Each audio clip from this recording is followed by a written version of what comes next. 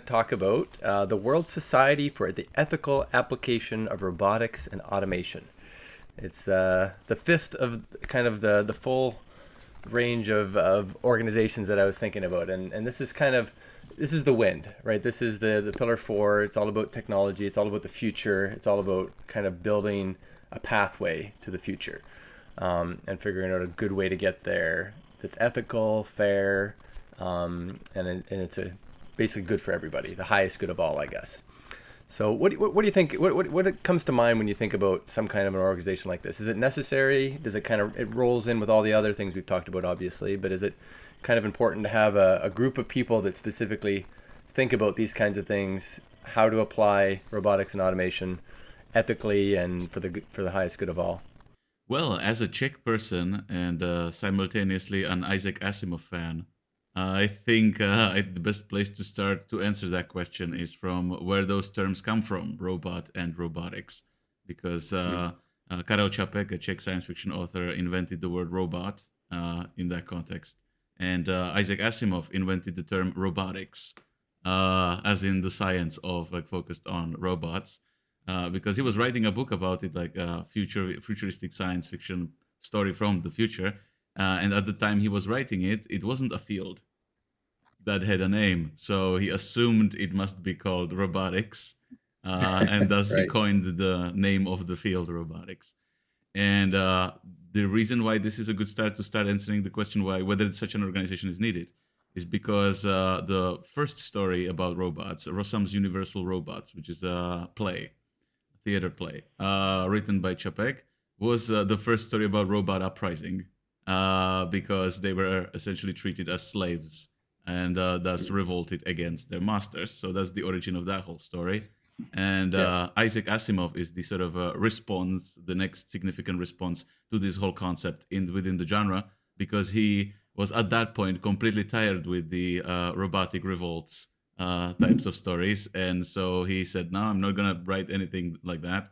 And so he invented the laws of robotics, the 3 laws of robotics. And let me see if I can remember, because this is a measure that was implemented in that universe to prevent robots from ever doing anything harmful to any human. So in that universe, it was a sort of inbuilt or part of the inherent design of the robots that ensured that they can't. But the whole series of stories exploring it then showed the various sort of paradoxes and complications of if you try to do something like that, sort of problems that you may hit if you try to implement them.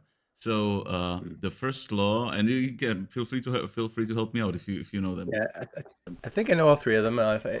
The first law is a robot must do everything a human asks them to do, I believe. That's one of them for sure. And then I think the second one is a robot cannot harm another human, or one or the other.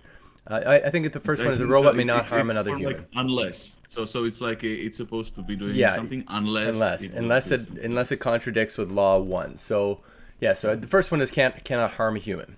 And the second one has to do what human says unless it contradicts with law 1. So it can't follow a human command to hurt another human. And then the third law is it has to protect itself as long as it doesn't contradict with law 2 and law 1. So it has to be self preserving. That way it basically keeps itself safe. It stops itself from walking into moving traffic and things like that. However, the weird thing was one of the weird things is it kind of worked its way around the law by being able to choose not to follow the law. And in the Will Smith movie, he kind of worked around it by you drop like a piano knowing you could grab it. You're not actually hurting a human, and then you choose not to grab it. You've sort of opened a whole can of worms, because the movie is like famously not really adapting the book at all, being sort of in philosophical conflict with the whole thing that the author was trying to do in the books, because he specifically didn't want to do a robot uprising of any sort, which the movie did do. It just tried to do it by sort of weaseling around the rules of robotics. Exactly. In a way that like sort of it's figured out, or the robots figured out in the movie, that in order to really help humans, they must harm some humans. Just like harm them less to ensure greater. Well, it comes in conflict with the whole moral dilemma of the trolley problem, which we talked about before. You know, Yeah. if you save this human or that human, how does a robot know which one to save? And if he does nothing, they both die. So So, yeah, you're right. I guess you yeah, I know, wouldn't say it's entirely invalid take. It's just very not Asimov take because in Asimov universe they couldn't harm the human. They just wouldn't harm the human, and in none of the stories did any robot harm a human. That was the right. whole conceit of it. It's just the explorations in the stories were that, well, assuming this is how it works, kinds of problems you would still run into, which just didn't Yeah, involve robot uprisings or robots actually directly harming makes humans. sense. So, Yeah, understood. like in the real world, I think, although the way we are developing artificial intelligence, the Will Smith movie scenario or a kind of dilemma, I think, is more realistic in that you can, in a sci-fi story, come up with a rule like, oh, and the robot will never harm a human. But then you look at and that's a given. But then you look at the practical implementations of artificial intelligence, and well, how does artificial intelligence detect what is a human? Yeah, or how, Is the practical yeah, and how do you problem. define harm too in some cases, right? Yeah. Because they could do something with inadvertently harms a human. They're trying to stop traffic or direct traffic somehow, and they make a mistake. So they You know, would have to. the The AI would have to be perfect. Or the technology would have to be able to perfectly identify what a human is versus what a human isn't. And right. granted, maybe that's fairly that maybe is achievable like reliably enough to some extent, unless people step in and try to confuse Well, the robots or hack the robots or the, some other shenanigans like that. a perfect example would be a doctor robot, because we definitely have doctor robots now. And if a doctor, I Mhm. mean, the doctor clause is do no harm, right? But they're always basically, cutting into people to try to save them. And in some cases, cutting into them might cause harm.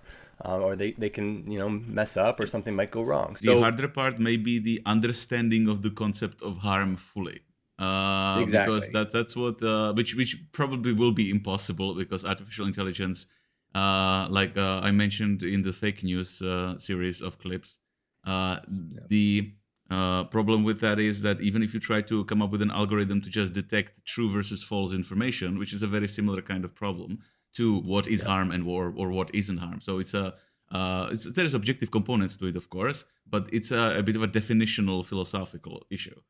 So Right. in that sense, the AI will assume some sort of well, by sort of blindly guessing through machine learning, will come up with a pretty good model, which, however, Yeah. is guaranteed to misfire.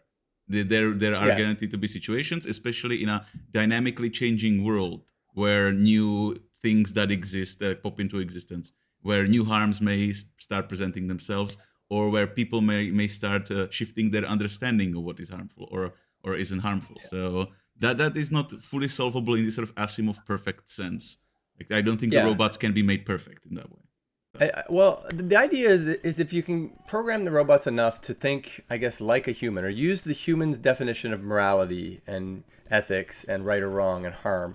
But even humans have a really tough time with this. Obviously, but we are progressing, and I think it's important for us to kind of give ourselves a bit of a pat on the back as humanity to see how far we've come. In just a few decades or a few centuries, particularly. that is true, Um, but that's also part of the danger is the speed at which this is happening and usually yeah, rushing into implementations before fully understanding the consequences of those particular implementations is what's really causing the problems oftentimes when people don't actually want to devise like murder bots like with evil purpose in mind, and there are people yeah, who are currently devising murder bots. So I think there's yeah, a whole organization that's dedicated already that exists that's dedicated to arguing against ever doing autonomous weapons. And mhm, so like that sort of answers your question in that I think there will definitely have to be organizations plural trying yeah, to address various aspects of the practical implementations and of ethical considerations of which sort of paths of implementation to follow, or which even right, kinds of robots to make. Because the main problem with autonomous weapons, and that's the argument of the group that's arguing or lobbying against autonomous weapons as a whole, is that precisely because the sort of artificial intelligence isn't actually conscious and aware, and isn't nowhere near is nowhere near perfectly understanding of the nuances of like you say like, okay, so what is a human? Maybe that's an very objective thing that the AI could get very close to. But how do you differentiate between ally and enemy, human? That's even like additionally much more vague, much more subjective edit category, which then even introduces the issue of like the autonomous weapons turning on their wielders or creators. So in a sense, like the currently the only trustworthy weapon of that sort is one that's still mainly piloted by a human, meaning that it's more of a drone technology type thing or any sort of remote control technology, more so than a purely autonomous system. Even if it was at least in the sense of like, okay, there's a human being who sets all the parameters of the machine, how it should operate in the moments when it's not directly controlled. If it's just like a sentry turret or something like that. But if the issue is like maybe turrets may be okay, a stationary defense device, maybe we can allow that to have autonomous targeting, and just it's up to the human to turn it on or off. But then, like, what if you put the sentry cannon that's autonomously targeting, and you put it on a mobile platform, and then it can venture into the world and pick targets there? Like, that's a whole another level of ethical problems with that. Yeah, you could theoretically have maybe one human, like you have one human driving a drone. You could have one human kind of monitoring perhaps 1,000 police robots. And they're mostly to serve and protect, to try to maybe stun people or try to, stop people from hurting each other. But they may have some kind of lethal override where if somebody sees that it's necessary, they get a red alert pop up on their screen, lethal override allowed or something like that. If they're in a life or death situation, they're trying to save someone. There's definitely ways that you could perhaps make it work with some kind of human assisting the robotics to make the choice of, trying to save someone in a life or death situation. Yeah, but it's definitely tricky. Yeah, I think like pretty much like most of the people who are not, I guess, wholly evil in that field, like not just mad scientists, would generally agree that like the human component of like humans setting up the parameters and humans monitoring, at least like in some sort of like a tech support, but more like a co-pilot at least capacity. Like if you can see that like some robot is starting to do something that a human would understand is problematic, that you can shut it down remotely because there is somebody, and that there are, especially with something like police systems of this nature, that there are additional levels of the sort of ethical consideration and issue, because it's already seen with drone warfare, is that if you remove like the obvious benefit is you remove your sort of personnel, your human pilots or enforcers or soldiers, you remove them from the harm's way directly, and so that's great for you, but there's an additional level of perceived inhumanity or injustice in the situation by the targeted people, which of course maybe you can try to justify it in a open warfare, but police robots like that can very easily, because that was explored in RoboCop and like similar movies of that nature, is that can seem very easily and justifiably as this sort of a powerful elite putting like a wall of robots between them and the plebs, the people who don't matter, to oppress them. And that'd be like that's an extra level of oppression, as opposed to where those would at least be human being enforcers. So I think currently, but I also I'm not an ideological extremist, because as a debater you sort of can't afford yourself that luxury. So already I can see examples of like, but it's okay if it's like a what do you call it? The people who diffuse explosives. The bomb squad or something like that. So they are currently already using robots and nobody's complaining, because obviously that's just like sending people in there to have them potentially explode is just understandably, like from all sides, like to nobody's benefit. And the only people who wish policemen to explode are people who are setting the bombs there. So that's not a justifiable concern of the terrorist assassin. So the line will be somewhere. Like obviously you want to protect lives by using robots that are semi-autonomous instead of living human beings who might be really endangered. but you also don't want to push it in any of the directions where it would seem like the robots that you're using are extra oppressing some other people, and you don't want to push it to make the robots, like, if you could, actually self-aware and create a sentient race of slaves or something, as this is another concern explored in the science fiction. So like robotics is actually, I really like robotics in science fiction as a whole sort of field of storytelling, because there are so many ethical considerations that are entirely practical and directly related to our near future, that are also enlightening us about the nature of what a human or sentient being is. That it's really inevitable that there has to be or have to be organizations with the sole purpose of trying to address any of these potential concerns. So like the question is just like how to make it so that they're not just like for stating the principles, but they can actually exert some level of ethical control over the technology. Right. Well, that's great. So I think we're in agreement then that we definitely need some kind of organization. So there's definitely a few out there. Maybe we can list a few. I think there's OpenAI is one of the ones that is working on open source artificial intelligence, and they're trying to find ways. I think Elon Musk has a group as well, Neuralink, but he's very concerned about AI in general, taking over. So a lot of this stuff is trying to slowly kind of merge us with AI little by little, so that we can kind of keep in control of it and not have two separate societies, I guess, where we're trying to have an AI society and a human society and so on, but we can kind of work together, I guess, for the good of that's both societies. Another whole category of considerations is that sort of the critique of people like Elon Musk, who are really concerned about AI taking over, sort of partially like humorous but partially serious critique is that that's what they are afraid of, because like the humans of planet Earth pose no threat to them, but like, there could be a smarter technological intelligence that could be potentially a threat to them personally. So that's why they're concerned about that. But that's a bit of I think it's a bit flippant. It's like all the jokes about the rich people now flying into space, having companies like making space programs. Because like, so the rockets are more penis shaped than usual.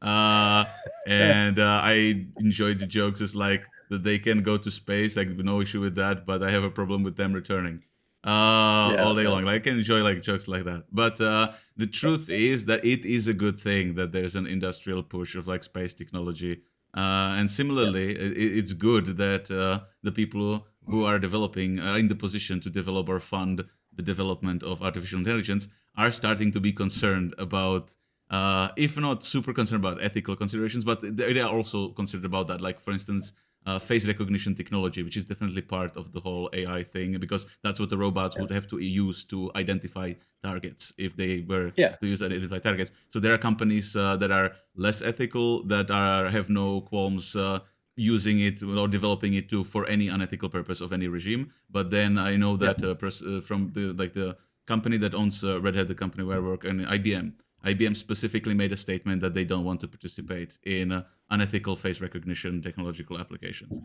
So even though some of the big players with some of the key component technologies, because of course something like Neuralink can be considered a component technology in this whole AI issue, because of course cyborgs who exist somewhere in between, like the biological cybernetic interfaces type things, is also something that can play an important positive, neutral, or negative role in the whole AI-human relationship. So it's great that they do have the considerations. Especially, I think one of the things they realized is that maybe it would be a better idea to develop AI in a way so that it can explain to us what it's doing, which they were previously not doing. So I think what that is supposed, like the sort of self-regulation in the industry, which wouldn't need organizations to be overseen, I think would at least really try, as it looks, to prevent, to put it in a technical term, a fuck up.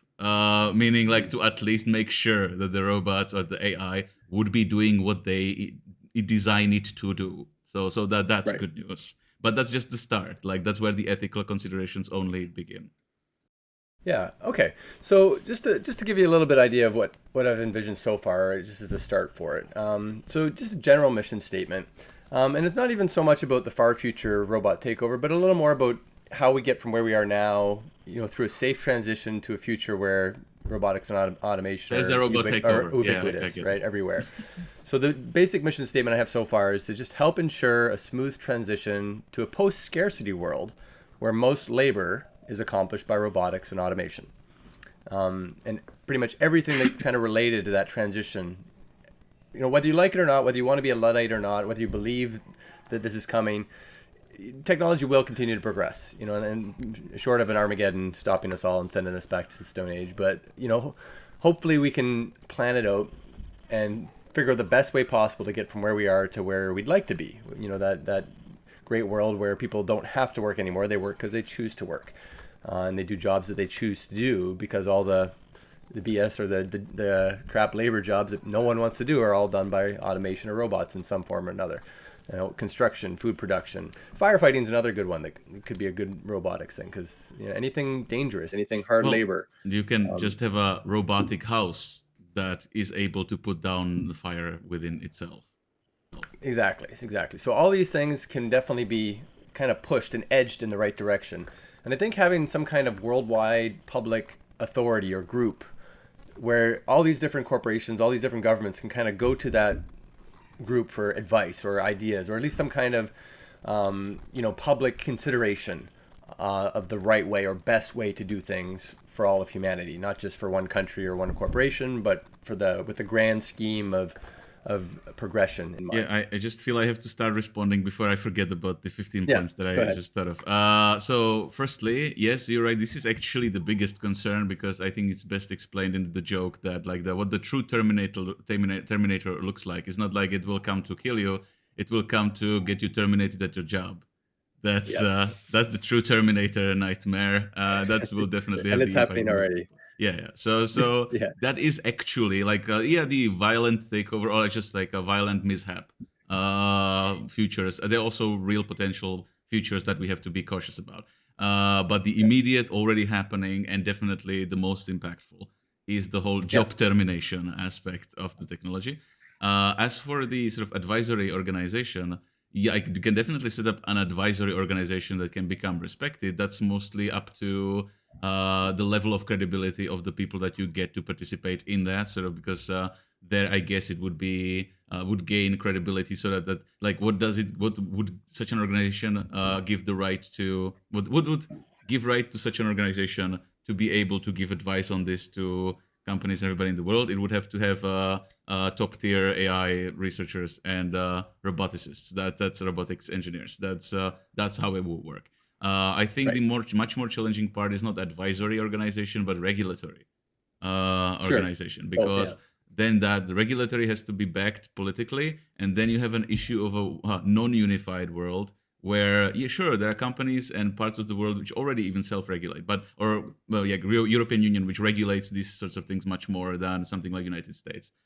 So there are definitely already powerful countries or groups of countries that even are already trying to do some regulation, even try to do some sort of foresight-based regulation, not just what's already fucked up regulation. The issue is but then you will have other places in the world, like maybe China, which have a huge industrial capacity, and where the government not only is not opposed to some of the more violent applications of the technology, but maybe even pursuing them to get an edge or to be able to feel more secure again. So then it's a sort of an issue that you would get a different advice from the intelligence communities in all of those democratic countries, which will be starting to say, but we still have to develop it so that we have a check against the technology of those who develop it. Kind of like just because ever since there was a first army, everybody needs to have an army.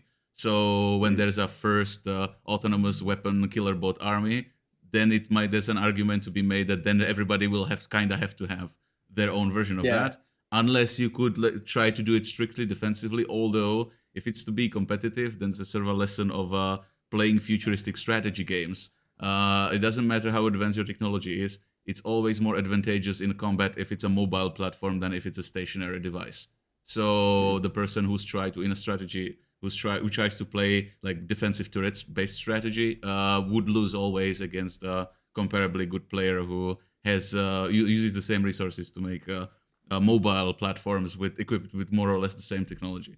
So the issue is the question is how inevitable it is for that to happen, and if it appears. But then the question is, what will prevent it, like with nuclear weapons? Like, what would prevent it from unleashing its doomsday potential? Which there, I think, in the case of robots, the doomsday part of it is if they were made to be replicators, meaning that they could exponentially. And that's a version of it could be like if they are nanoscopic parts, then it would be a gray goo apocalypse. Gray if goo, they are yeah. more macroscopic, then you get just replicators from Stargate or something. Meaning that the principle is the same always. It's just exponential growth of like the mass of the robots by consuming stuff. I think in the spoiler alert in Horizon Zero Dawn, the whole conceit is that somebody made an oopsie and came up with the great idea of robots replicating themselves by like getting building materials by consuming living organisms, which then just wiped out all life on Earth, which is unfortunately an entirely realistic scenario in terms of physics. It's just an engineering challenge.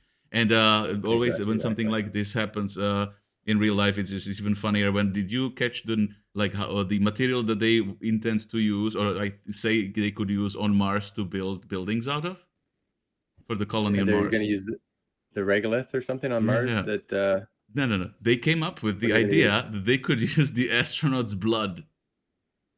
And I'm 100% serious. It's like none of those researchers have they ever heard of the Doom games? It's like, because that's how you get like a satanic portal on Mars type stuff. That's exactly how that happened. So that's like an April Fool's joke type news that's actually completely serious. Because yes, you could do that, because I think they would use the blood to bind concrete. And I assume it would be like voluntary, like taken voluntarily from the astronauts, like any just in quantities for them to still survive. But as long as this technology exists, somebody could have a different idea. I don't know. It's just so this is just like first vampire colony. I don't know. It's just ideas like these that always like make these sort of it's just science fiction arguments from like something like Horizon. Like if you can make building materials out of human blood, then you can build a robot that will suck out blood from living beings to build stuff out of it. So it's not far-fetched. It's just like it's just all engineering challenges and sort of ethical choices in engineering. So if you have the organization, I think that there's like multiple factors. It's like what will make it able to actually regulate the industry globally? Because as long as somebody somewhere on the planet will try to go down a dark path, then it will probably motivate everybody else to do it also, just in case. Exactly as it was with nuclear weapons. And then it will be like another period of trying to find out if we are or if we are not going to wipe out ourselves using that technology. And maybe it could be like with the nuclear weapons again, that it will settle down and people will realize they shouldn't be using it and stuff. But if the weapon is autonomous, there's always an additional level of danger just to like a rocket sitting in a bunker that humans still have to launch. Because the autonomous AI may come to a decision or some analog of a decision that it doesn't care that it will die and everything else will die. So we wouldn't be able to know if the AI would have enough self-preservation to not do what like humans with their self-preservation do not do. Interesting. Okay, that's you've said a lot, and I want to kind of try to roll all that into here. So how I kind of envision an organization like this working, it would start with, a group of people, maybe 5 or 10 people that decided this is important. Let's start a nonprofit organization to start with, maybe, and just start talking about these ideas. Make sure that everything's kind of highlighted, what the problems are, just like you've mentioned them all now. List them in some kind of mission statement or document, and say these are the things we want to make sure don't get out of hand now or ever. And so let's just talk about them now and make sure that they're well understood by anybody anywhere that wants to get into robotics or automation. And you kind of work with the other organizations, TruthWorks and to ensure that this education is out there for everybody to start with. Like that's an easy place to start. But it's important that I would say that... Sorry, go ahead. I just wanted to say, in that sense, science fiction is a great wealth of resources in this area, in that I like the idea of starting with like a charter of doomsdays to prevent, or like the dark paths to stop people from going on, because you can foresee a lot. There has been the robotics technology has been pretty well explored in pretty practical terms long before it was realistic to even be implemented, because that's like when you sort of realize that this is possible. And I think you should just the one sort of curveball in that is ever since the beginning, the first robotics story, the Rossum's Universal Robots, they weren't mechanical robots; they were biological robots. So you get the whole genetic engineering mixed into it as well, which also needs, everybody agrees there, especially after COVID pandemic, that definitely needs to have regulatory measures globally put in place, which are pretty stringent because with the genetic engineering component, which you can have robots or AI that is organically created. It doesn't have to be through genetics engineering or some version of cloning. Yep. It doesn't have to be based on silicon-based chips. That's another sort of thing that is like introducing new potential parts of a problem in there. And it's also even harder to regulate because it's very easy, very cheap to start tinkering with the genetics. Like the equipment you need for that is very cheap. And it's just, fortunately, pretty difficult to get anything practical out of it quickly when just a few people work on it with reliability. And so there's like a sort of like with the nuclear weapons, with the genetic or biological weapons, there's also the self-preservation instinct kicking in. But much like with a mechanical robot or cybernetic AI, if you created a new being by some sort of genetics engineering project, it could also have a mind that thinks in a way that's completely different from anything we're familiar with. So that's I think you just have to be cautious about that element of it as well, because you at some point there's a difficulty if you're talking about artificial beings, like artificial autonomous entities. Then there's a very blurry line between like the specific way in which you've artificially created them, because you can have fully mechanical, fully organic, and any hybrid between organic and mechanical. Yeah.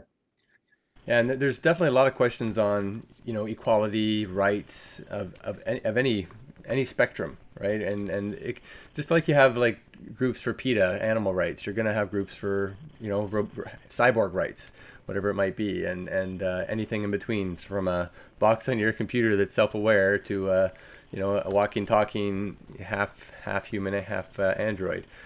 So yeah, these are again maybe far out, but I think the sooner that society in general talks about these things and understands these things, we'll have hopefully decades to kind of prepare for the very first sentient robot. If it ever does come. That's what I forgot. Like the speed is also of the essence here, because let's hope that some of the more impactful ones are pretty far out still, because that would mean that we do have time to start regulating it now, so that we don't get so that somebody doesn't get there before any sort of regulation would be in place to prevent that coming about.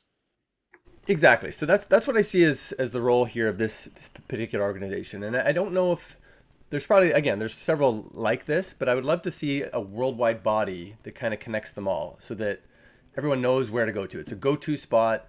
We start to hire the best of the best to kind of think these things through and come up with a good, regulatory and advisory framework for all ethical application of robotics and automation globally. That's the goal with all of our organizations, is to kind of make it a global effort to do the best thing possible for society.